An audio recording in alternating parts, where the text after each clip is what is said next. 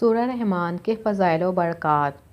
بیماری میں سورۃ رحمان کی ہر آیت سننے کے ساتھ جسم کے اندر ایک حرارت پیدا ہوتی ہے، اور جب سورۃ رحمان کی تلاوت سننے کے بعد بیمار آدھا گلاس پانی پیتا ہے تو وہ اس طرح محسوس کرتا ہے جس طرح انگاروں کے اوپر پانی ڈالا جاتا ہے۔ میڈیکل سائنس ہیپاٹائٹس کے امراض سے متعلق میوسی کا شکار ہو چکی ہے۔ دنیا میں اس وقت ہیپاٹائٹس کے مرض میں مبتلا مریضوں کی رجسٹرڈ تعداد 40 کروڑ ہے، جبکہ پاکستان میں رجسٹرڈ مریضوں کی تعداد 2 کروڑ سے تجاوز کر چکی ہے۔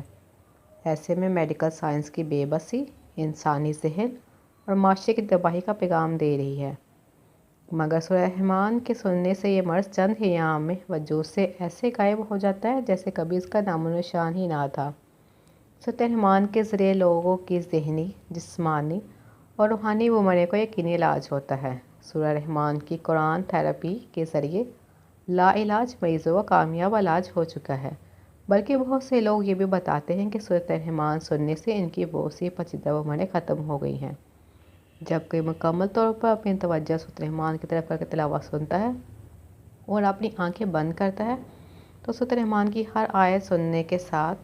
اس کے جسم کے اندر ایک حرارت پیدا ہوتی ہے، اور جب سورہ رحمان کی تلاوت سننے کے بعد وہ آدھا گلاس پانی پیتا ہے تو وہ اس طرح محسوس کرتا ہے جس طرح انگاروں کے اوپر پانی ڈالا جاتا ہے۔ سورۃ رحمان کے ان مشاہدوں کا جب ناروے میں پتہ چلا تو ناروے اور سولو سے پرائم ٹی وی سے یہ پروگرام پوری دنیا میں دکھایا گیا، اور سورۃ رحمان کے پروگرام کی افادیت نے پوری دنیا کو چکا دیا ہے۔ انہوں نے کہا ہے کہ جو لوگ دکھی، الجھن یا ذہنی کرب میں مبتلا ہوں وہ سورہ رحمان کی تلاوت دن میں 3 مرتبہ متواتر 7 دن تک سنیں۔ عزیز دوستو، المختصر و مقصور تحریر: تمام بیماریوں کا علاج قرآن کی آیت میں موجود ہے۔ اگر ہم ان آیات کو غور سے سنیں اور اس کم فہم کا ایمان ہے کہ اس کے ذریعے کینسر، فالج، شوگر، ہارٹ اٹیک اور دوسرے بے شمار امراض کا علاج کیا جا چکا ہے،